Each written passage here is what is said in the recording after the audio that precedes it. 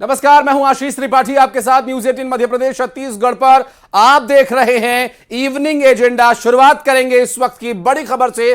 शिवपुरी से आ रही बड़ी खबर, नए मोटर व्हीकल एक्ट का विरोध, ट्रक ड्राइवर्स ने किया चक्का जाम। नए मोटर व्हीकल एक्ट के खिलाफ हाईवे जाम किया हुआ है। आगरा मुंबई हाईवे पर जाम लगाया। हाईवे पर दोनों तरफ वाहनों की लंबी कतार लगी हुई है। दरअसल ट्रक ड्राइवर्स ने यहां नए मोटर व्हीकल एक्ट का विरोध किया है, जिसमें कुछ प्रावधान किए गए हैं जो कि ट्रक ड्राइवर्स को लगता है कि उनके खिलाफ जा सकते हैं। ऐसे प्रावधान चूंकि सड़क दुर्घटनाओं के बढ़ते मामलों को देखते हुए यातायात नियमों की धज्जियां उड़ा देने वाले ड्राइवर्स पर लगाम लगाने के लिए, यातायात को सुरक्षित सुगम बनाने के लिए नया मोटर व्हीकल एक्ट लाया गया, जिसमें कुछ ऐसे प्रावधान हैं जो कि ट्रक ड्राइवर्स के खिलाफ जा रहे हैं। ऐसा ट्रक ड्राइवर्स का मानना है, जिसमें कई नियमों में सख्ती की गई है, नियमों में बदलाव किया गया है और ऐसे में इसके खिलाफ ट्रक ड्राइवर्स ने चक्का जाम किया और नए मोटर व्हीकल एक्ट का विरोध यहां पर कर रहे हैं। आगरा मुंबई हाईवे पर जाम लगाकर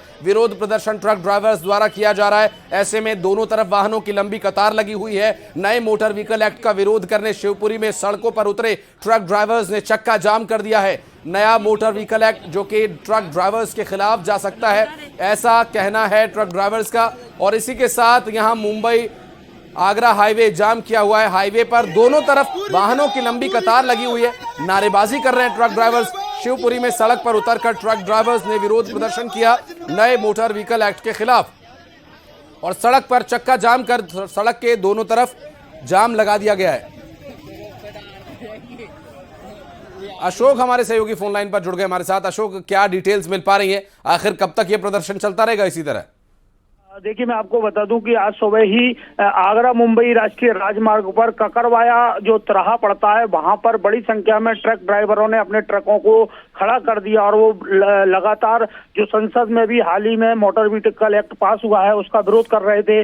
पुलिस वहां पहुंची, उसने तमाम समझाने का प्रयास किया, काफी समझा। इसके बाद 2 घंटे से अधिक समय तक उन्होंने चक्का जाम रखा। उसके बाद समझाइश के बाद वो जाम को फिलहाल खोल दिया है। लेकिन ट्रक ड्राइवरों का कहना है कि अगर ये कानून वापस नहीं लिया गया तो हम अनिश्चितकालीन हड़ताल पर जाएंगे। लेकिन अशोक, ये जो जाम लगा हुआ है इसके लिए क्या कोई वैकल्पिक व्यवस्था की जा रही है? जी, मैं आपको बता दूं, क्योंकि ये काफी व्यस्ततम मार्ग है, आगरा मुंबई मार्ग, और यहाँ से गुजरने का एक ही रास्ता है, इसका कोई वैकल्पिक मार्ग नहीं है। तो इसीलिए पुलिस ने खासे प्रयास करके इस जाम को फिलहाल खुलवा दिया है। तो अब ये मार्ग फिर से चालू हो गया है। जी, ट्रक ड्राइवर्स की क्या मांग है, कैसे मानेंगे? ट्रक ड्राइवरों की सीधी मांग है कि जो संसद में हाल ही में जो मोटर व्हीकल एक्ट पास हुआ है, खिलाफ उनका कहना है कि हमारे खिलाफ काफी कड़े उसमें कानून बनाया गया है, जिससे उनको नौकरी करना ही संभव नहीं होगा। इसी का वो विरोध कर रहे हैं और वो चाहते हैं कि वो कानून वापस हो। मसलन कोई उसमें जिक्र किया गया कि किन नियमों का विरोध कर रहे हैं? ये जो मोटर व्हीकल एक्ट में जो कहा गया है कि गाड़ी जब एक्सीडेंट होने पर उनके खिलाफ जो कड़ा कानून बनाया गया है, कड़ी धाराएं लगाकर के सजा का प्रावधान किया गया है, उसी का वो विरोध कर रहे हैं। और इसी के चलते बड़ी संख्या में जो भी ट्रक वहां से गुजर रहा था वो इस जाम में, इस चक्का जाम में शामिल हो रहा था। इसलिए देखते देखते वहां काफी लंबी लंबी कतारें ट्रकों की लग गई थी। लेकिन अशोक, एक बात यहां पर, अभी जो ट्रक ड्राइवर्स इस बात का विरोध कर रहे हैं, हालांकि सेफ्टी तो ट्रक ड्राइवर्स की भी है, कोई इन्हें समझाने के लिए आया मौके पर प्रशासन की तरफ से?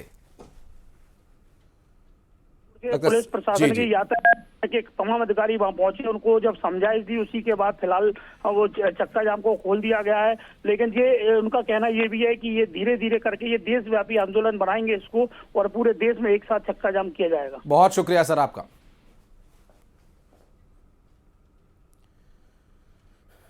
और टीकमगढ़ से इस बीच एक बड़ी खबर, जहां महिला से रेप मारपीट का मामला सामने आया। दरअसल दुष्कर्म और रिपोर्ट करने के लिए जा रही महिला के साथ मारपीट की गई। महिला को रास्ते में रोककर उसे अगवा करने की कोशिश की गई। आरोपी महिला की शिकायत पर अभी आरोपी के खिलाफ मामला दर्ज कर लिया गया। आरोपी साबिर खान पर मामला दर्ज कर लिया गया। दुष्कर्म और मारपीट का मामला उस पर दर्ज किया गया है। आपको बता दें कि एक महिला को रास्ते से उठा ले जाया गया, अपहरण कर लिया गया, उसका कराई गई थी, जिसपे धारा 450, 376, 294, 323, 506 का अपराध पंजीबद्ध आरोपी साबिर उर्फ मारुति के खिलाफ दर्ज किया गया है। साथ ही साथ आरोपी की गिरफ्तारी की गई और मामले में विवेचना जारी है। तो टीकमगढ़ में महिला से रेप के मामले में अब कार्रवाई की जा रही है। दरअसल जो रेपिस्ट है, जिस पर आरोप है, उसने महिला को अगवा करने की कोशिश की, उसे उठाकर ले गया जबरन। हालांकि महिला को रास्ते से जब आरोपी उठाकर ले गया, उसके बाद महिला की शिकायत पर तो मामला दर्ज कर लिया गया और एक्शन लिया जा रहा है। अब आगे क्या स्थिति होगी, इस पर और डिटेल्स पहुंचाएंगे आप तक। राजीव हमारे सहयोगी इस वक्त हमारे साथ फोन लाइन पर मौजूद है। राजीव, क्या अभी तक इस पूरे मामले में अपडेट मिल पा रहा है, गिरफ्तारी को लेकर या पीड़ित परिवार की तरफ से क्या कुछ कहा जा रहा है? देखिए, जो दुष्कर्म जैसी घटना को आरोपी ने अंजाम दिया था, इसके बाद पीड़ित महिला की रिपोर्ट पर पुलिस ने तुरंत मामला दर्ज कर आरोपी को गिरफ्तार भी कर लिया है और उसे न्यायिक हिरासत में अब जेल भी भेज दिया गया है। फिलहाल जो दुष्कर्म की घटना के बाद पुलिस मामले की गंभीरता से और पुलिस ने महिला के बयानों के आधार पर सभी धाराओं में मामला दर्ज कर लिया है और आरोपी की गिरफ्तारी हो चुकी है। और अभी क्या कार्रवाई चल रही है, पेशी कब होगी कोर्ट में, क्या इसके बारे में भी कोई डिटेल मिल पाई है? देखिए, आरोपी जैसे ही महिला ने कल इस मामले की रिपोर्ट दर्ज कराई थी, तो पुलिस ने तत्परता से इस मामले को गंभीरता से लिया था और इसके बाद महिला की रिपोर्ट के बाद जो पुलिस है तो आरोपी की खोजबीन में लग गई थी और आरोपी को पुलिस ने कल शाम को ही गिरफ्तार कर लिया था और पुलिस ने आरोपी को गिरफ्तार करने के बाद अब उसे जेल भेज दिया गया है। फिलहाल अब इस मामले में पुलिस कार्रवाई जरूर और मामले की अब जांच कर रही है कि इसमें और जो तथ्य आएंगे उसके आधार पर आगे की कार्रवाई की जाएगी। बहुत शुक्रिया आपका इस जानकारी के लिए। अगली खबर मुरैना से, जहां आधा दर्जन से अधिक लोगों ने घर में घुसकर दंपत्ति के साथ मारपीट की। मारपीट में पति पत्नी घायल हो गए और इलाज के लिए इन्हें जिला अस्पताल में भर्ती कराया गया है। वहीं सूचना के बाद पुलिस मौके पर पहुंची और देखिए तस्वीरें यहां पर हम आपको दिखा रहे हैं। ये उस वक्त की तस्वीर है जब मारपीट की वारदात को अंजाम दिया गया था। मौके पर पहुंची कोतवाली थाना पुलिस ने मामला दर्ज कर आरोपियों की तलाश शुरू कर दी थी और इसके बाद अब मारपीट के मामले में जो वीडियो सामने आया आप देख पा रहे होंगे, सीसीटीवी कैमरे में ये तस्वीर रिकॉर्ड हुई है जिसमें लाठी और डंडे लेकर मारपीट करने के लिए आरोपी यहां पर पहुंचे हुए हैं।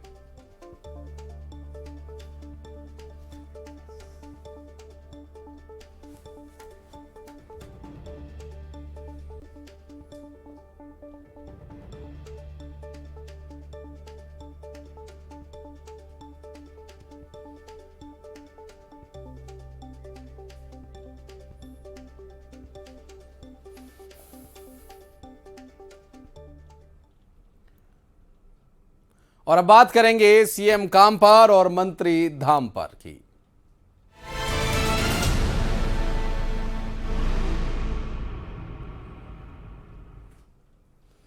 मध्य प्रदेश में अभी तक मंत्रियों को उनका विभाग नहीं दिया गया है। सीएम न सिर्फ दिल्ली का दौरा कर रहे हैं बल्कि एक्शन भी ताबड़तोड़ ले रहे हैं और इन सब के बीच अलग अलग मंत्री मंदिर मंदिर पहुंचकर भगवान का आशीर्वाद ले रहे हैं।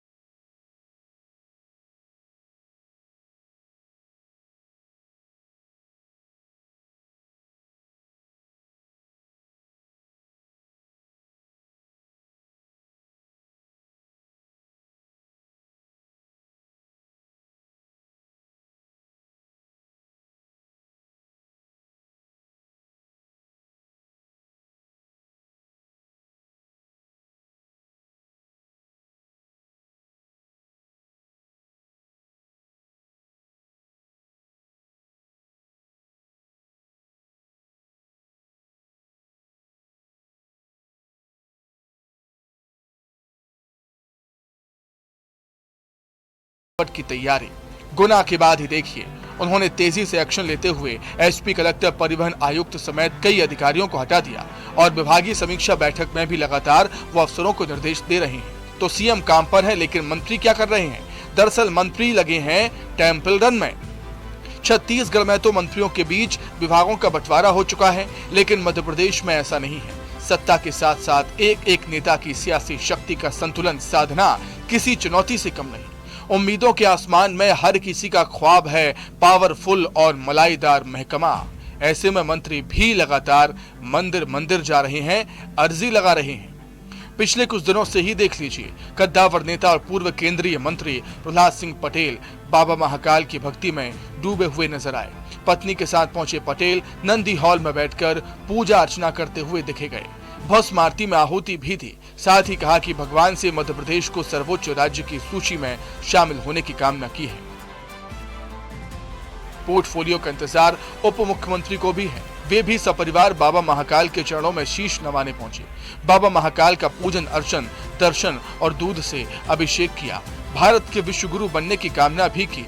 साथ ही 24 में 29 सीटें जीतने का दावा भी किया। कैबिनेट मंत्री राकेश शुक्ला ने भी बाबा महाकाल के दरबार में हाजिरी लगा दी। गुरुवार देर शाम कैबिनेट मंत्री राकेश शुक्ला बाबा महाकाल के दरबार पहुंचे। पंडित नवनीत शर्मा की अगुवाई में मंत्री शुक्ला ने चांदी द्वार से बाबा का पूजन अर्चन किया, आशीर्वाद लिया।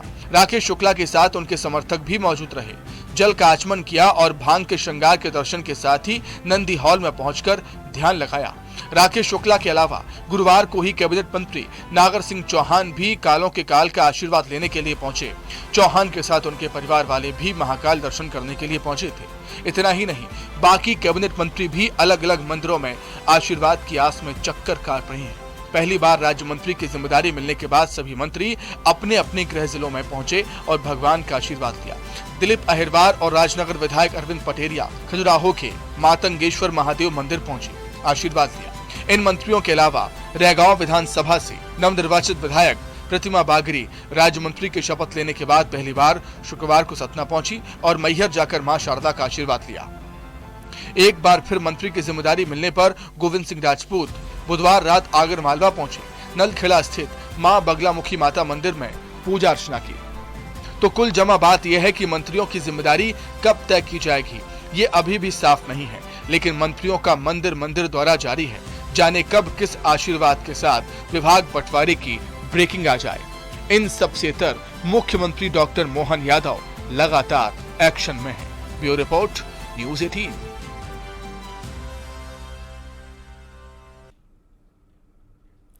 और अब बात रामनगरी को मिली सौगात की। विकास के रनवे पर आज अयोध्या ने नई उड़ान भरी और इसी के साथ अयोध्या के इतिहास में आज का दिन बेहद खास हो गया।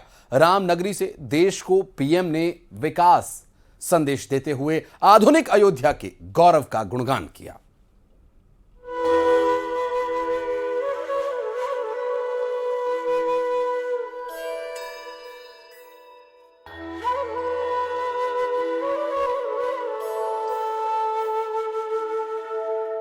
विकास के रनवे पर अयोध्या ने नई उड़ान भर दी है।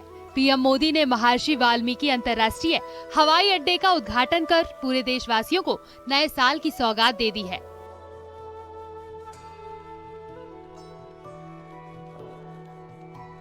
रामलला की प्राण प्रतिष्ठा से पहले प्रधानमंत्री मोदी ने एयरपोर्ट, रेलवे स्टेशन और रेलवे लाइन दोहरीकरण के साथ कई बड़ी परियोजनाओं की सौगात अयोध्या को दे दी है।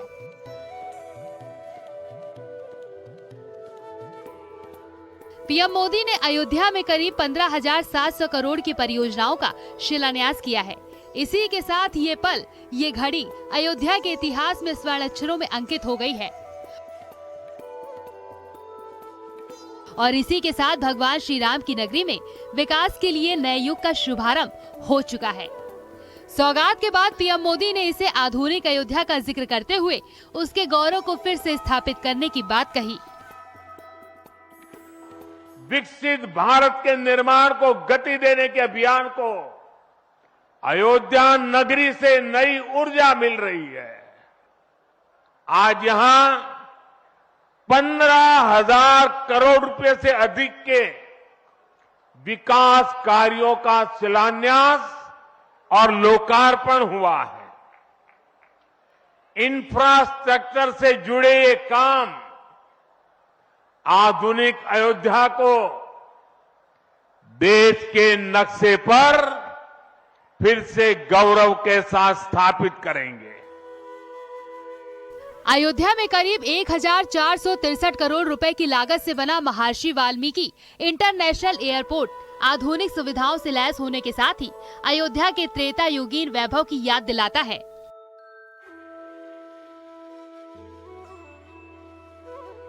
कभी पुष्पक विमान का संचालन दे चुकी अयोध्या आज एक बार फिर महर्षि वाल्मीकि इंटरनेशनल एयरपोर्ट के रूप में हवाई यातायात से जुड़ने को तैयार है।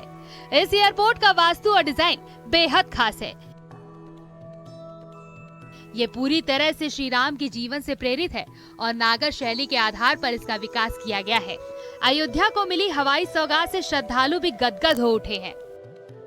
हम उस पुष्पक विमान में हैं जो आज दिल्ली एयरपोर्ट से उड़ान भर के अयोध्या एयरपोर्ट जा रहा है और तमाम राम भक्त इस वक्त फ्लाइट के अंदर मौजूद हैं। आप देखिए इनके चेहरे पर वो उत्साह, वो भाव साफ तौर पर नजर आ रहा है, क्योंकि ये कलयुग में इस पुष्पक विमान पर सवार होकर अयोध्या जा रहे हैं प्रभु राम की नगरी में। इन्होंने कभी कल्पना नहीं की थी कि प्रभु राम की नगरी में बाय एयर जाएंगे, लेकिन आज जबकि एयरपोर्ट बन गया है, पीएम मोदी ने उसका उद्घाटन कर दिया है, तो फ्लाइट में सवार होकर ये सभी लोग जा रहे हैं। महाराज जी कहाँ से हैं?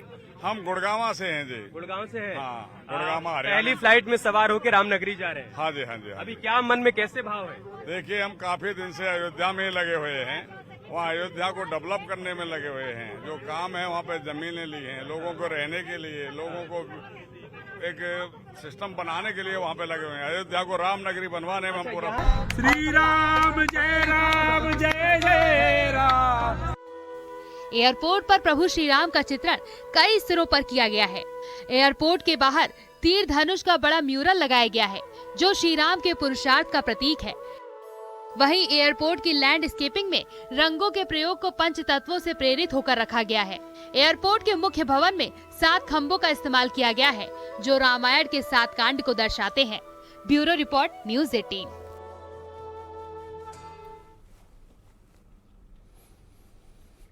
अयोध्या में भव्य और दिव्य राम मंदिर बन रहा है। 22 जनवरी को राम मंदिर में रामलला के प्राण प्रतिष्ठा की पुरजोर तैयारियां चल रही हैं।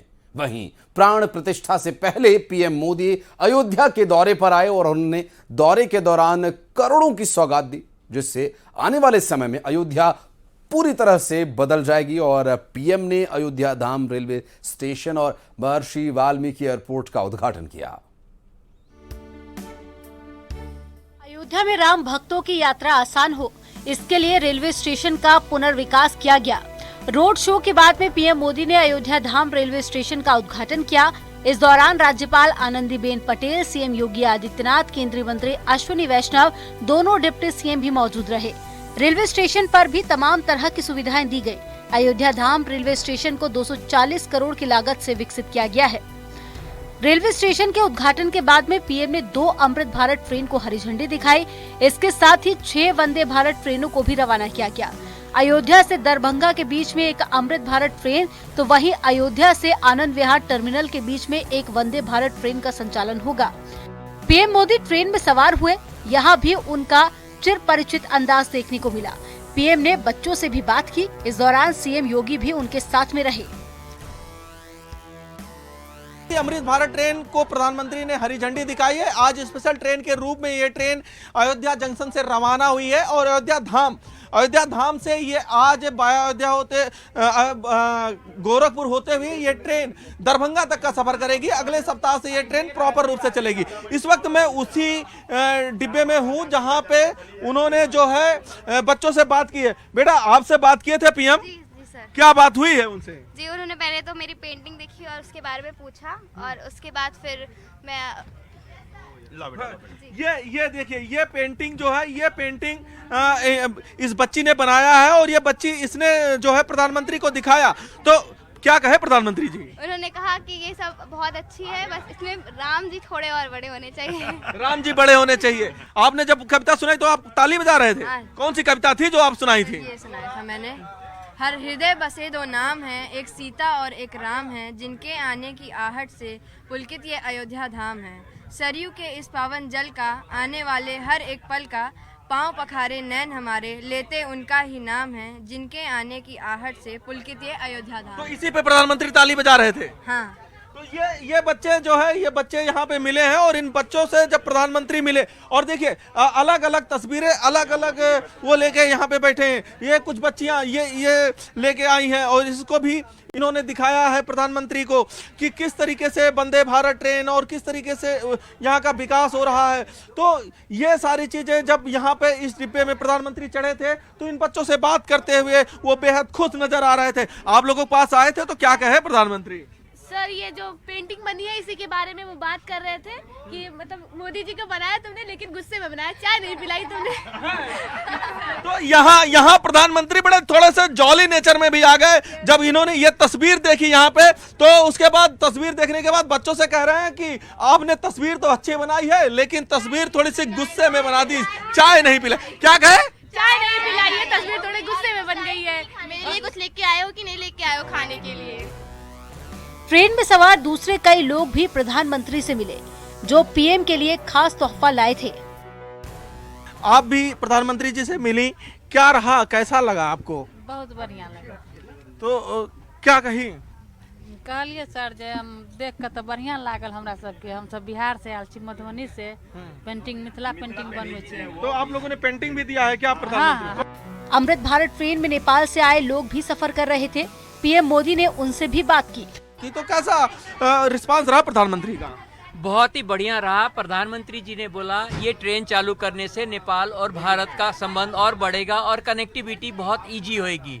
आगे आने वाले दिन में हम लोगों ने कहा है रक्सौल का अगर डोमेस्टिक एयरपोर्ट को भी चालू कर दिया जाए, इससे व्यापारिक, धार्मिक और स्वास्थ्य के क्षेत्र में भी बहुत लाभ दोनों क्षेत्रों को एक दूसरे से होगा।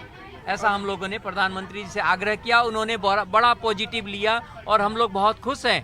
और आज अयोध्या जी किसी को धार्मिक दर्शन के लिए आना है नेपाल से, तो ये ट्रेन से हम लोग आराम से सफर कर सकते हैं। इसके बाद में पीएम मोदी ने महर्षि वाल्मीकि एयरपोर्ट का भी उद्घाटन किया। अयोध्या का ये एयरपोर्ट आधुनिक सुविधाओं से लैस है। इसका पहला फेज 1450 करोड़ की लागत से विकसित किया गया। 6500 वर्ग मीटर में एयरपोर्ट टर्मिनल बिल्डिंग है, जिसमें सालाना 10 लाख यात्रियों की क्षमता बताई जा रही है। इसके अलावा पीएम मोदी के विकास कार्यों के लिए भी करोड़ों की परियोजनाओं की सौगात लाए और अयोध्या पूरी तरह से श्री राम के रंग में रंग चुकी है और अब राम भक्त 22 जनवरी का बेसब्री से इंतजार कर रहे हैं। Bureau report, news 18।